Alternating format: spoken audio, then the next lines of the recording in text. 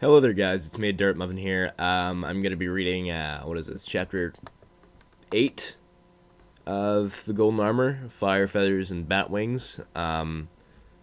This one's about 30, not 30, but 3,000 words. So this is gonna be a bit of a longer chapter than the previous ones. Okay. In the last 3 weeks leading up to the graduation from Basic, Comet and Angel were tested as never before.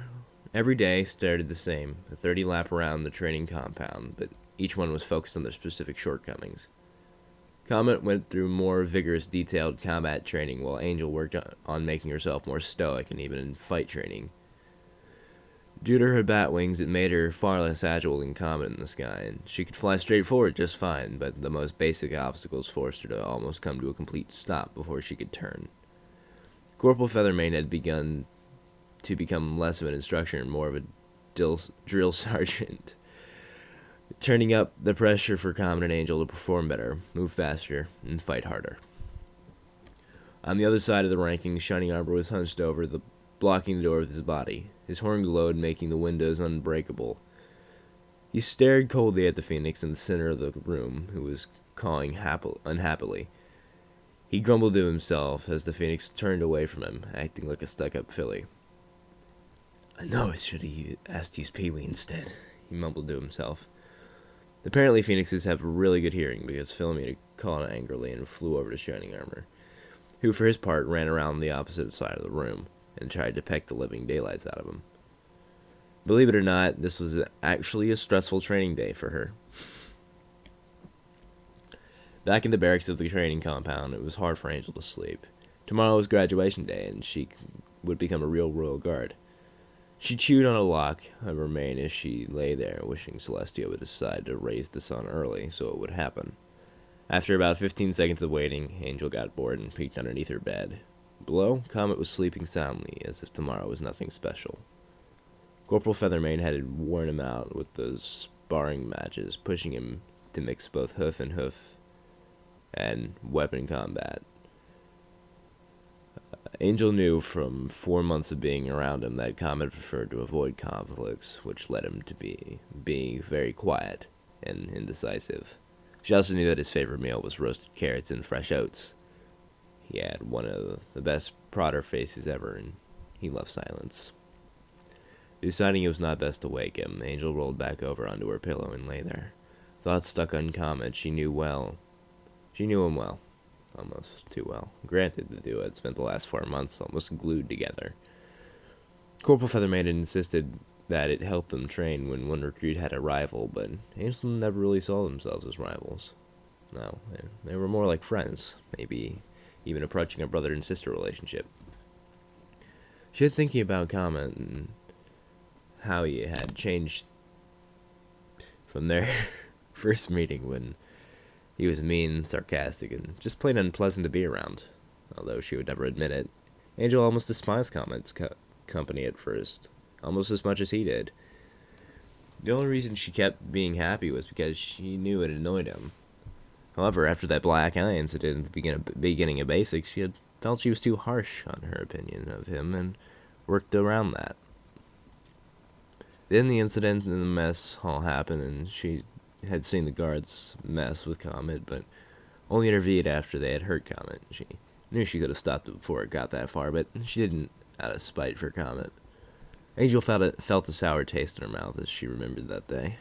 It certainly stood as the meanest she'd ever been to Comet, and she was ashamed of that.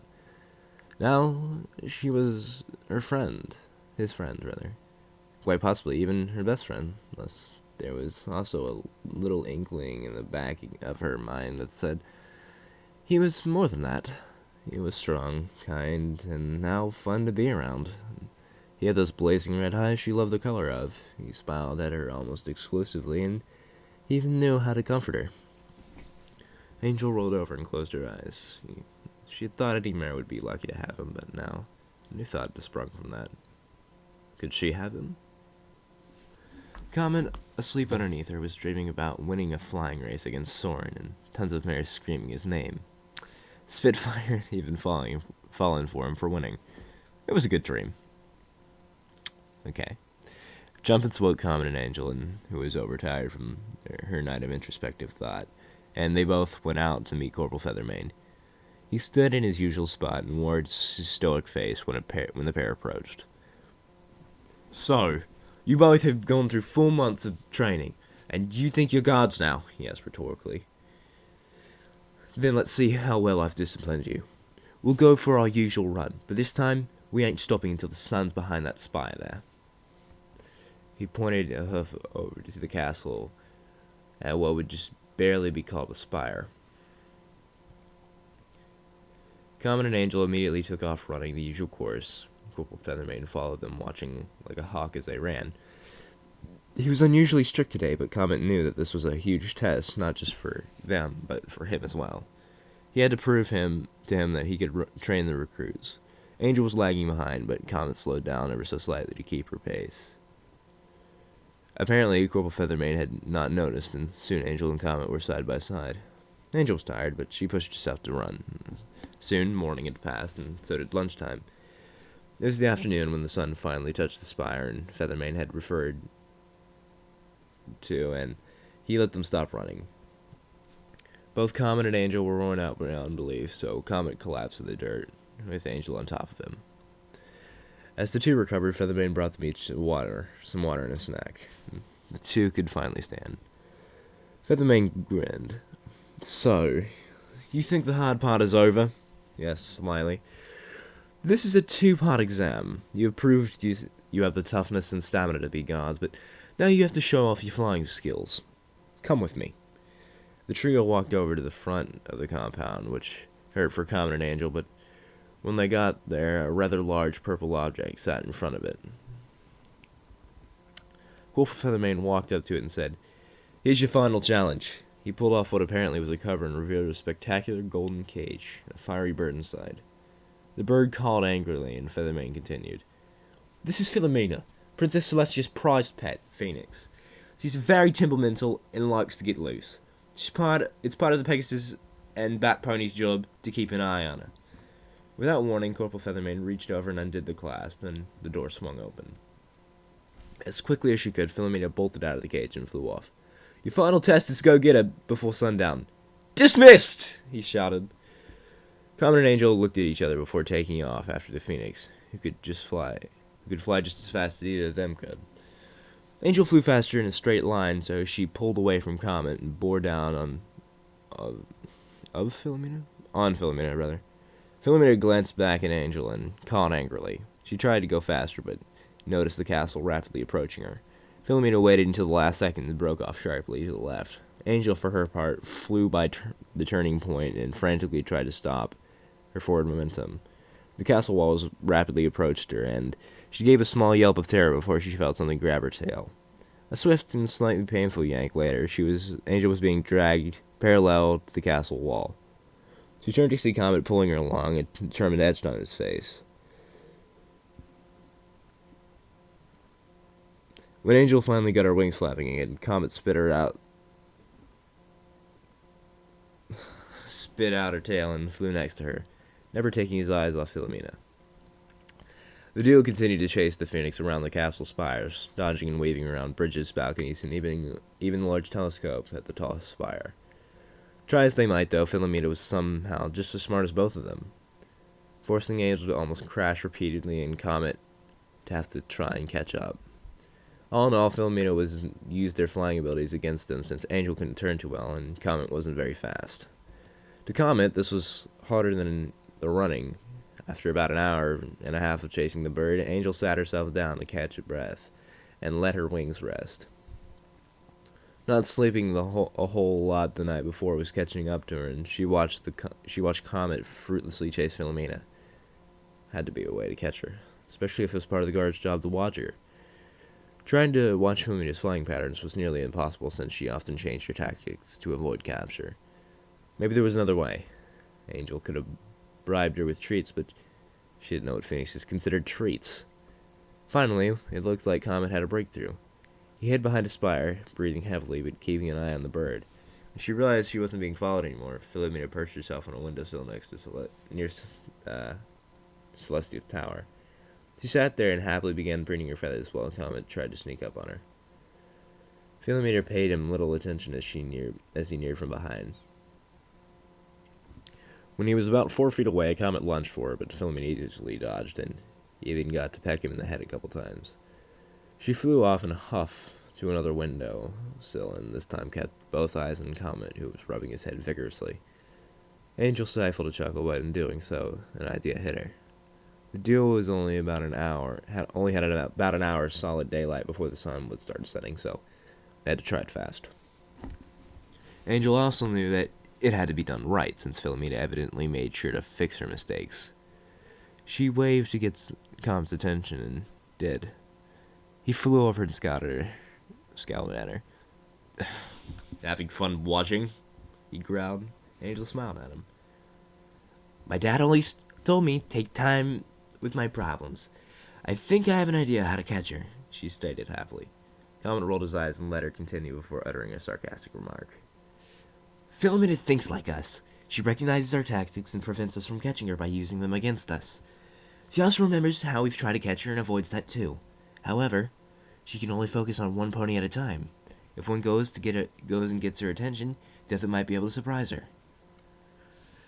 Comet narrowed his eyes and said, I've been chasing that blasted phoenix for an hour, and that's the best plan you've got? Yes. Angel reached out a hoof and placed it on his shoulder. It's a way that we haven't tried yet, she offered. Comet grumbled in response. Then who's going to sneak up on her? Probably you, right? Nope. I make too much noise when I fly. You're going to have to be the big, strong phoenix wrangler on this one, she said with a grin. He didn't like the idea, but he couldn't come up with a better one on the spot. He nodded to Angel, and she smiled widely. She leaned over and gave him a small kiss on the cheek and said, We better hurry! Comet sat there dumbfounded as she flew off to Philomena, who eyed Angel angrily. She knew they were trying to capture her, so Angel did the obvious thing. Okay, Philomena, you win! Angel called over the phoenix. Philomena tilted her head to the side, and Angel continued. You've outflown both of us, and you proved you're smarter. I can't catch you, and neither can Comet. Philomena raised her head and puffed out her chest. It was about time she finally started getting some respect around here. Angel kept on flattering the proud bird as Comet quietly flew up the backside of the tower and landed on the tiles. He slowly leaned over, and he had a perfect view of the phoenix's back. Her eyes were closed, and if she could grin, she would be right now. Then, without warning, Angel dove towards Philomena, who easily dodged her by flying straight up into Comet's line of sight. He lunged towards her back as Philomena glared down at Angel and easily caught her. Philomena, startled by the sudden grasp she was in, cawed loudly and angrily flapped her wings, trying to break free. Comet, who was in control now, flapped his wings as hard as he could and bolted back towards the training grounds. Philomena protested loudly and began to peck his forehooves. The cage, along with a surprised-looking Corporal Feathermane, raced towards the Pegasus and Phoenix. Comet managed to slow down enough just to get Philomena in the cage, but the Phoenix had anticipated that and nearly escaped again. A gray hoof shot out from behind Comet's head and slammed the cage door shut before Philomena could escape. The Phoenix called angrily and pecked at the door, but the latch clicked into place and the door was locked. We did it! Angel shouted happily from behind and gave Comet another air-crushing hug. Corporal Feathermane simply stood there with his mouth hanging open and blinked twice. It usually took 10 times the guards to catch Philomena than this duo, but they managed to do it. A steady clapping of hoof broke the revel of Angel and Comet, and they saw shining armor not too far away. The pair quickly took on their guard stances as he approached, but Philomena called angrily at him. Shining smiled at them and first turned to Corporal Feathermane and said, Well done, Corporal. Your first recruits passed the final test. Shining then turned to the duo and said, That was quite the performance. The guards usually need to overwhelm Philomena with numbers to catch her again, but you two did it with teamwork and logical thinking. I was a bit disappointed you decided not to help Comet for a while, Recruit Angel. He looked to her and she lowered her head, somewhat ashamed, but Comet cleared his throat. throat. Permission to speak, sir? Granted. If it wasn't for her observation of Philomena's behavior, sir, I doubt I would have been able to catch her, Comet said briskly. Shining looked from Comet to Angel, who had now put her head back up, slightly blushing, and grinned. I suppose that's true. Commanders don't often fight with their troops, but they do provide a tactical advantage by looking for weaknesses. Still, though, Angel did quit on the test prematurely. Comet who felt a strange sensation to protect Angel, said, If that means she did not pass, then I didn't either, sir. I only caught her after Angel suggested the tactic we used. Shining Armor narrowed his eyes and Comet and said, You are willing to jeopardize your promotion so she doesn't get left behind? Sir. Yes, sir, Comet managed to say. Angel's eyes widened at that. A huge sensation of incredulity flooded her senses. Comet wouldn't get promoted unless she did too. The twinge of emotion strung at her heart. It was a good emotion, though, one that made her want to squeeze him into a hug. All the ponies remained silent as Shining stared at the Comet, who in turn never let his gaze falter. His future in the guard was on the line here, but Comet felt strangely calm. If Angel, his friend, wasn't there, then being a guard wasn't something he wanted to do. Finally, Shining broke a smile and said, Congratulations, privates. You successfully passed basic training. He held out a hoof to Angel first, who shook it, and then Comet, who also shook it. In recognition of your amazing performance and the recapturing of Philomena, he said, paused, as she called angrily in the background. You are both hereby Royal Guards of Equestria, and will report tomorrow for your first day regarding your Royal Highness's prized pet, Philomena. He saluted the Bat Pony and Pegasus, who returned it, and then said, The armory will be your first stop tomorrow, so you may be outfitted with golden armor. Dismissed. That night, Comet and Angel spent the evening talking and exchanging happy emotions about graduating. Okay, that is the end of Chapter 8, yes. Thank you guys for listening. Please leave me a comment in the down low, and, yeah.